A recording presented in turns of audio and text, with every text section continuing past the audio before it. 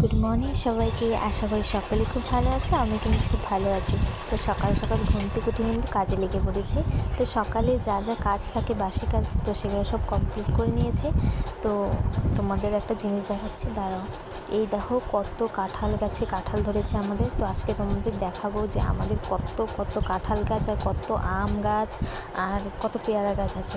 তো এত ফল থাকার সত্ত্বেও কিন্তু আমি কোনো ফলই খাই না। কোনো ফল বলতে কি, পেয়ারাটা একটু খাই, ভালো লাগে, আর আমটা একটু খাই, কিন্তু কাঁঠাল কিন্তু আমি ভুলেও মুখে দিই না। আর এই দেখো বেল গাছটাতে বেল পাতাগুলো কত সুন্দর লাগছে, কচি কচি বেল পাতা। তো দেখো এগুলো কিন্তু সব আমাদের বাড়িরই গাছ। এই দেখো কত আম ধরেছে। তো মোবাইলে না দেখা যাচ্ছে না, এই দেখো কিছু কিছু আম দেখা যাচ্ছে, কিন্তু গাছে ভর্তি আম। এখানটায় কিন্তু 3টার মতন গাছ আছে, তো অনেক গাছ আছে। দেখো এই যে গরু দুটো, এই দুটো কিন্তু আমাদেরই গরু। আর এই দেখো কত কাঁঠাল। এখানটায় দেখলে একটা কাঁঠাল গাছ, তো আগেও দেখলে আরেকটা কাঁঠাল গাছ, ওখানটায় 2টা ছিল। তো এই দেখো একটা বাড়ির রাস্তাটা, সামনের রাস্তাটা, যেহেতু গ্রামের বাড়ি একটু পরিবেশ একটু অগোছানো থাকে, তো একটু মেনটেন করে নিও। আর দেখো এখানটায় ছোট্ট ছোট্ট ফুল, কি জানি না কি নাম এটা গাছের।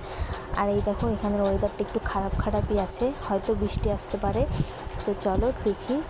এই দেখো 1 ফোঁটা 2 ফোঁটা বৃষ্টি পড়ছে, তো ক্যামেরাতে দেখা যাচ্ছে না, কিন্তু আকাশটা খুব ভালো লাগছে।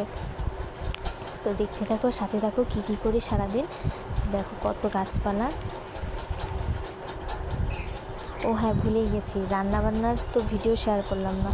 তো এই দেখো আরেকটা জিনিস দেখাচ্ছি তোমাদেরকে, পরে বলছি রান্নাবান্নার কথা। দেখো এই গাছে কত পেয়ারা ধরেছে, আর পেয়ারা গাছও কিন্তু অনেক আমাদের বাড়িতে, মানে হবে 6-7টার মতন। তো তোমাদেরকে একদিন আমি সব ঘুমিয়ে দেখিয়ে দিব, নয়তো বিশ্বাস করবা না হয়তো।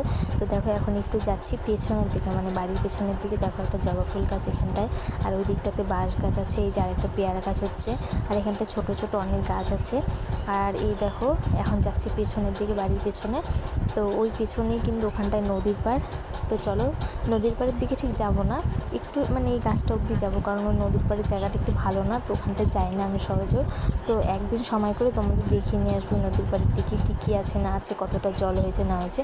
তো চলো, এই দেখো আরেকটা পেয়ারা গাছ, কথা বলতে বলতে চলে আসলাম সামনে। তো চলো দেখতে থাকো। ওই দেখো কত বাঁশ গাছ, এই দেখো কত সুন্দর কচি কচি পেয়ারা হয়েছে। তো এগুলো কিন্তু বড় হলে অনেক মিষ্টি হয় পেয়ারাটা। তো ওইটা বড় হলেও তোমাদের সাথে শেয়ার করবো। এইখানটা দেখো কত সুন্দর সবুজ সবুজ ঘাস।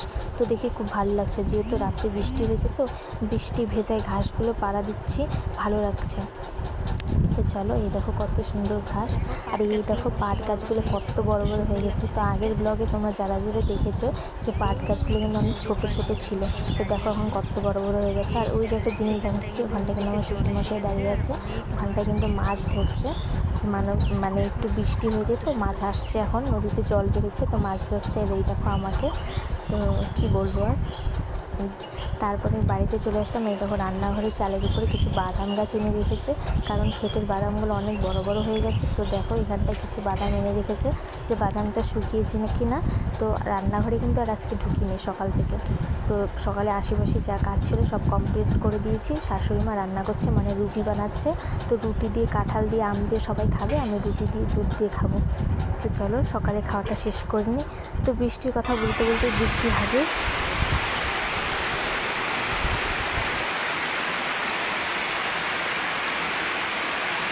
তো যতই বৃষ্টি বাদল আসুক, খাওয়া দাওয়া তো আর বন্ধ থাকবে না। তো চলে এসেছি সোজা দুপুরে রান্না করতে। এখানটায় ডিমের ঝোল রান্না করব। তো ডিমের ঝোল রান্না করেছি, লতি আর আলু উস্তা ভাজা। তো সেগুলো ক্লিপ দিতে পারলাম না, সেগুলো ডিলিট হয়ে গেছে। তো তারপরে খাওয়া দাওয়া সেরে কিছু জামা কাপড় ছিল ধুয়ে দিয়েছি। তো আকাশটা এখন বেশ পরিষ্কার, তার জন্য জামা কাপড়গুলো ছিল ধুয়ে দিলাম, নয়তো ওই বাসি জামা কাপড় ঘরের মধ্যে রাখলে আমার ভালো লাগে না। তো সেগুলো সব ধোয়া কমপ্লিট। তো আমার স্নান টানও কিন্তু সব কমপ্লিট হয়ে যায়। কিন্তু বাবু দেখো ছাতাটা রোদে রেখে দিয়েছি শুকানোর জন্য, তো ছাতার ভিতরে ঢুকে পড়েছে।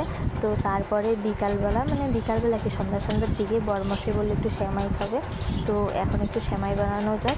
তো চলো একটা সেমাইটা বানিয়ে নিই। আর এখানটা থেকে দুধ গরম করছি। তো দু রকম, মানে দুভাবে সেমাই বানাবো। এটা গরুর দুধ দিয়ে বানাবো, আর একটা বানাবো আমুল দুধ দিয়ে। মানে গরুর দুধটা আমার শাশুড়ি মা খাবে না, তার জন্য ওটা প্যাকেটের দুধ দিয়ে বানিয়ে দেবো ওই পাইপেনটাতে। আর এখানটায় কড়াইতে বানাচ্ছি আমাদের জন্য। তো চলো দেখতে থাকো, সাথে থাকো। তো সেমাইটা কিন্তু খুব সুন্দর করে ভেজে নিয়েছি আমি। আর এই যে এখানটা শাশুড়ি মার জন্য বানাচ্ছি, তো দেখো। আর এই যে এখানটা আমাদের জন্য, এটা আমাদের জন্য গরুর দুধ দিয়ে বানাচ্ছি। তো গরুর দুধ খায় না, কিন্তু প্যাকেটের দুধটা খায়। তো দেখতে থাকো, সাথে থাকো। তো এই দেখো সেমাইটা কিন্তু খুব সুন্দরভাবে ভেজে নিয়ে দুধটা দিয়ে দিয়েছে। তো নিজেদেরই বাড়ির দুধের সেমাই খেতে খুব ভালো লাগে, মানে খাঁটি দুধের সেমাইতে একটু জল নেই। আর এখানটায় 2টা প্যাকেট দিয়ে বানিয়ে দিয়েছি। আর এই দেখো ফাইনাল লুক, সেমাইটা কেমন হয়েছে তোমরা সবাই কমেন্টে জানিও। আর আমার কিন্তু সেমাই খেতে খুব ভালো, আমার মতন সেমাই খেতে তোমাদের কার কার ভালো লাগে কমেন্টে জানিও।